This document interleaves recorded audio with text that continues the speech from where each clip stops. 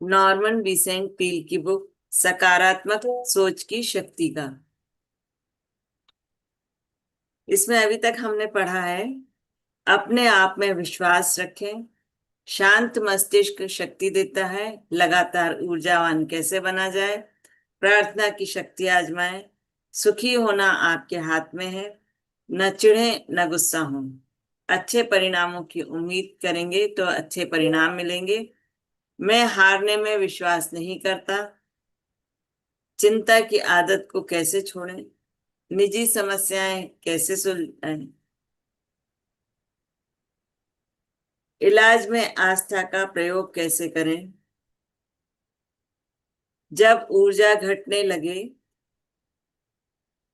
तो इस हेल्थ फार्मूले को आजमाएं। अभी हम लोगों ने किया था। अब हमारा है नजरिया बदलकर नए इंसान बने। तो अभी तक हमने इतना सब देखा है, पढ़ा है। इसको अगर हम अपने जीवन में उतारते हैं तो अपने आप ही हमारा जीवन बदलता चला जाएगा और हमारे अंदर सकारात्मक ऊर्जा का संचार होगा।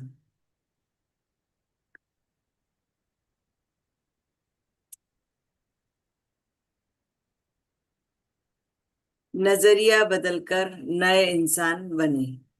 नीचे दिए गए वक्तव्य में आपके बारे में एक अत्यंत महत्वपूर्ण और सशक्त तथ्य बताया गया है। यह वक्तव्य विलियम जेम्स का है, जो अमेरिका के चंद बेहद बुद्धिमान व्यक्तियों में से एक थे। मेरी पीढ़ी की सबसे महान खोज यह है कि अपना मस्तिष्क, अपना मानसिक रवैया बदलकर इंसान अपनी जिंदगी बदल सकते हैं। अगर हम अपना रवैया, मानसिक रवैया बदलें तो हम अपनी जिंदगी को बदल सकते हैं, ये कहना है। जैसा आप सोचेंगे वैसा आप बनेंगे। इसलिए अपने दिमाग से पुराने, थके हारे, घिसे पिटे विचार को बाहर निकाल फेंकें। अपने दिमाग में आस्था, प्रेम, भलाई के नए ताजे रचनात्मक विचार भरें। इस तरह अपना नजरिया बदलकर आप दरअसल नए इंसान बन सकते हैं। तो सबसे पहले तो हमारी जो सोच है पुरानी, अगर हम नकारात्मक ऊर्जा से भरे हैं या विचार हमारे सही हैं, तो हमें तो सबसे पहले अपने मस्तिष्क को इन विचारों से खाली करना पड़ेगा।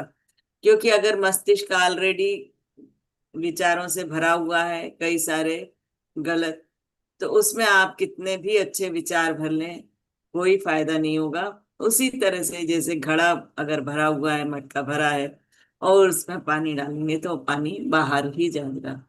उसी तरह से जब तक हम अपने आप को खाली नहीं करेंगे, अपने मस्तिष्क को खाली नहीं करेंगे, तब तक हम नए विचार नहीं डाल सकते। तो सबसे पहले हमारा काम है अपने पुराने विचारों को छोड़ना, उसके बाद ही हम नए विचारों को अपने मस्तिष्क में डाल सकते हैं। और आप इस तरह के व्यक्तित्व को बनाने वाले विचारों को कहाँ पा सकते हैं? मैं एक बिजनेसमैन को जानता हूँ जो बहुत ही विनम्र व्यक्ति है, परंतु वह उस किस्म के इंसान में से जो कभी हारता नहीं। कोई बाधा, कोई समस्या, कोई असफलता उसे कभी भी हरा नहीं पाती। मतलब वो व्यक्ति हर स्थिति में सफल रहता है। वह हर समस्या पर आशावादी नजरिए से हमला करता है और उसे यह पक्का विश्वास होता है कि यह समस्या सही तरीके से ठीक हो जाएगी, और किसी ना किसी अजीब तरीके से ऐसा होता भी है।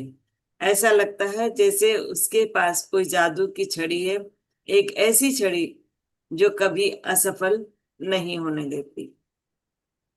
इस प्रभावी लक्षण के कारण मेरी इस व्यक्ति में सदा दिलचस्पी रही है।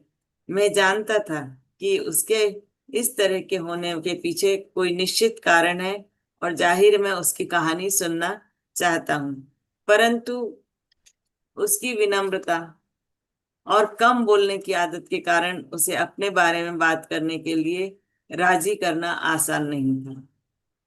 एक दिन जब वह मूड में था तो उसने मुझे अपना रहस्य बताया। यह बहुत आश्चर्यजनक रूप से आसान परंतु प्रभावी रहस्य था। मैं उसके प्लांट पर भ्रमण कर रहा था, जो एक आधुनिक नवीनतम प्लांट था, जिसका ज्यादातर हिस्सा एयर कंडीशन था। अत्याधुनिक मशीनरी और उत्पादन के तरीकों ने उसकी फैक्ट्री को बहुत ही उत्पादक और कार्यकुशल फैक्ट्री बना दिया था। लेबर मैनेजमेंट संबंध उतने ही आदर्श थे जितने कि आधे अधूरे मनुष्यों की इस दुनिया में संभव है। पूरी फैक्ट्री में सद्भावना का वातावरण था। उसका ऑफिस अत्याधुनिक रूप से सुसज्जित था, जिसमें सुंदर डेस्क, कालीन थे और उसमें आकर्षक लकड़ी के पैनल लगे हुए थे। साज सज्जा के योजना 5 अद्भुत रंगों के संयोजन का आकर्षक परिणाम थी। कुल मिलाकर यह सजावट के मामले में आखिरी शब्द था कि उससे भी आगे था जाता था। उसके बाद मेरे आश्चर्य का अनुपात लगाइए जब मैंने उसकी पॉलिश की हुई सफेद महोगनी की मेज पर बाइबल की एक पुरानी प्रति देखी। मतलब सब कुछ आधुनिक था, बहुत अच्छा सजा हुआ था, और लेकिन बाइबल जो है वो पुरानी उसकी मेज पर रखी हुई थी। उसके अत्याधुनिक कमरों में यही एकमात्र पुरानी वस्तु थी। मैंने इस अजीब से असंयोजन पर टिप्पणी की। मतलब वो उसको अजीब सी लगी कि ये पुरानी सी बाइबल कैसे मेज पे रखी हुई है, तो उसने इस बारे में बात की। उसने बाइबल की तरफ संकेत करते हुए जवाब दिया, यह पुस्तक इस ऑफिस की सबसे आधुनिक वस्तु है। सभी मशीनें पुरानी पड़ जाएंगी और सजावट की शैलियां बदल जाएंगी, परंतु यह पुस्तक हमारे इतने आगे के युग की है कि यह कभी पुरानी नहीं पड़ेगी।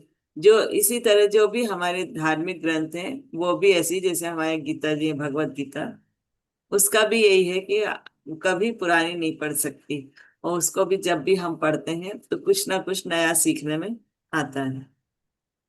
तो ऐसे ही उन्होंने बाइबल के बारे में बताया है।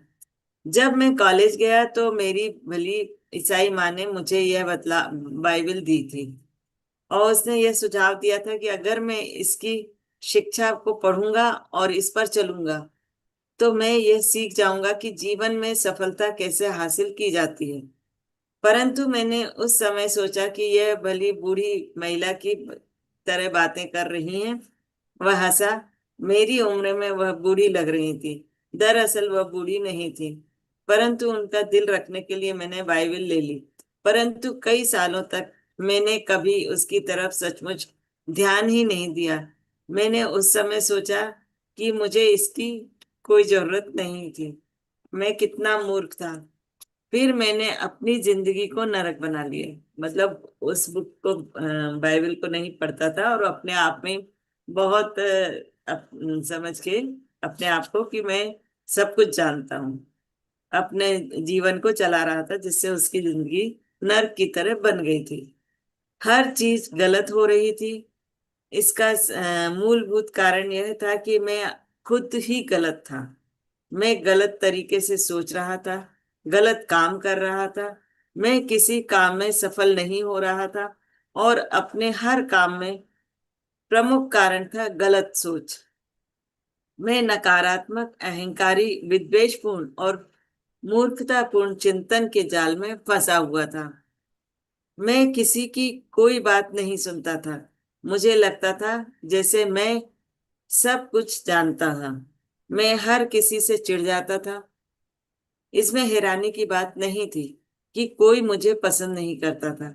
निश्चित रूप से मैं एक असफल व्यक्ति था। यह उसकी निराशा की कहानी थी।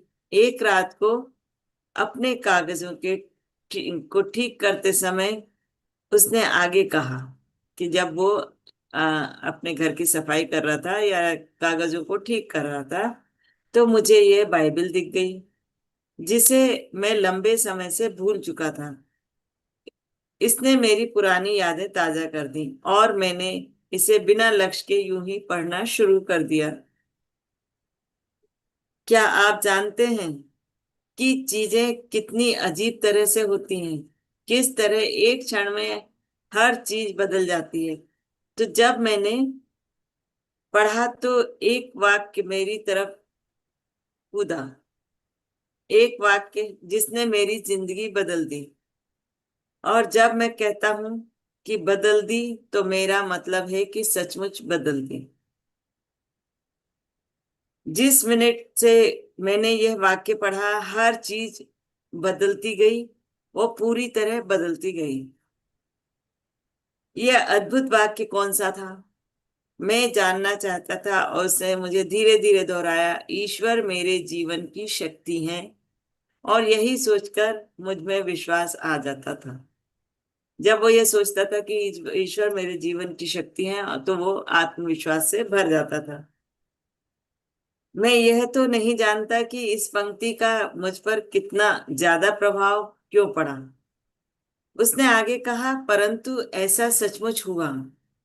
अब मैं जानता हूं कि मैं इसलिए कमजोर था और इसलिए असफल हो रहा था क्योंकि मुझ में आस्था नहीं थी, विश्वास नहीं था। मैं बहुत नकारात्मक निराशावादी था। अचानक मेरे दिमाग में कुछ हुआ, शायद इसी का नाम आध्यात्मिक अनुभव है। मेरी सोच का रवैया एकदम नकारात्मक से सकारात्मक हो गया। मैंने ईश्वर में आस्था रखने और खुद अच्छे से अच्छा काम करने का निर्णय लिया, और इस काम में मैंने बाइबल के सिद्धांतों का अनुसरण करने की कोशिश की। ऐसा करते ही मेरे दिमाग में नई तरह के विचार आने लगे। मैं अलग तरीके से सोचने लगा।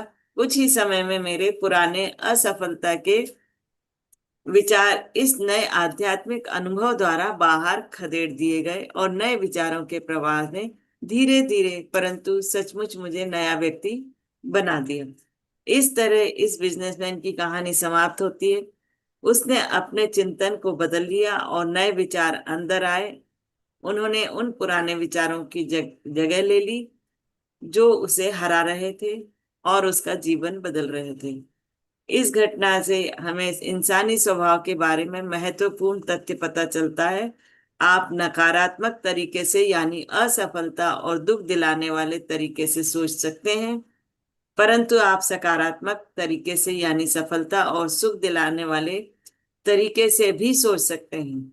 जिस दुनिया में आप रहते हैं, वह दुनिया मूल रूप से बाहरी स्थितियों या परिस्थितियों से निर्मित नहीं, बल्कि आपके दिमाग में आदतन रहने वाले विचारों से निर्धारित होती है। पुराने समय के महान चिंतक मार्क्स के बुद्धिमत्तापूर्ण शब्दों को याद करें, किसी व्यक्ति की जिंदगी उसके विचारों से ही बनती है। तो हमारे विचार जैसे होंगे वैसे हमारी सृष्टि होती जाएगी, वैसे ही हमारी दुनिया बनती जाएगी। तो हम अपने स्वाध्याय को यहीं रोक